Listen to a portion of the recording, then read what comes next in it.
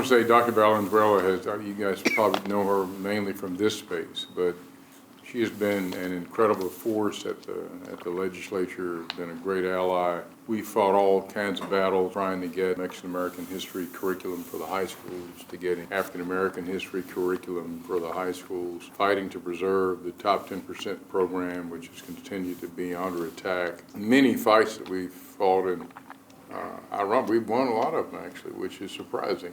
I'm not sure that'll continue in the future with the way things are going, but we have to be optimistic like Emilio. I see what's occurring in Texas as really an all-out assault against racial and ethnic minorities or anyone that doesn't share a right-wing point of view.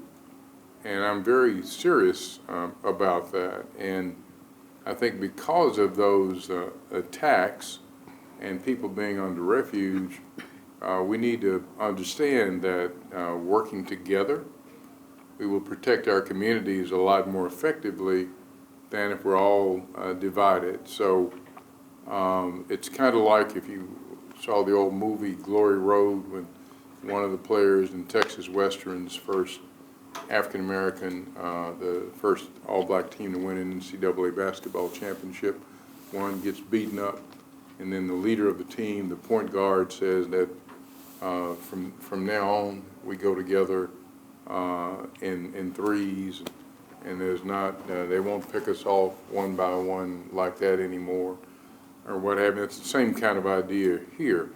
You know, what's occurred in Texas and the reason why BBDP is so important.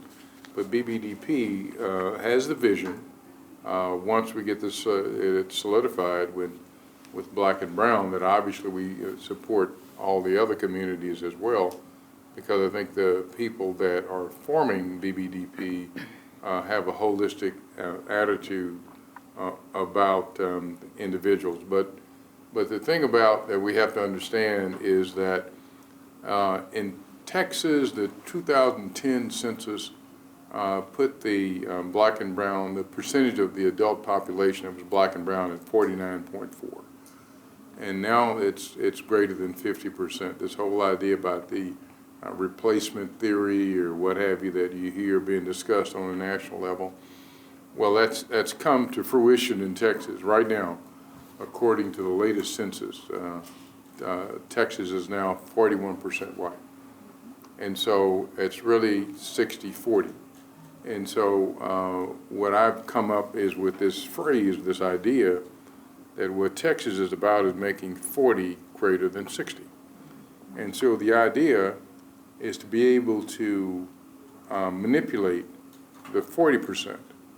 And so that if you set it up to where with frightening Latino citizens from registering to vote, turning out to vote, coming up with all kinds of reasons to disqualify black vote, for example, you change the nature of the electorate. And so all those things are part and parcel of this effort, looking at the numbers and how you change the nature of the electorate so that you have a dominant group of voters that vote your way each and every time.